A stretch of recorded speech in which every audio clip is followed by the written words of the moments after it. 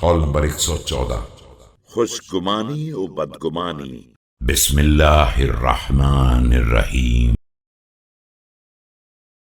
إذا استولى الصلاح على الزمان وأهله ثم أساء رجل إن ظن برجل لم تظهر منه هوة فقد ظلم، وإذا استولى الفساد على الزمان وأهله فأحسن رجل إن ظن برجل فقد غرر.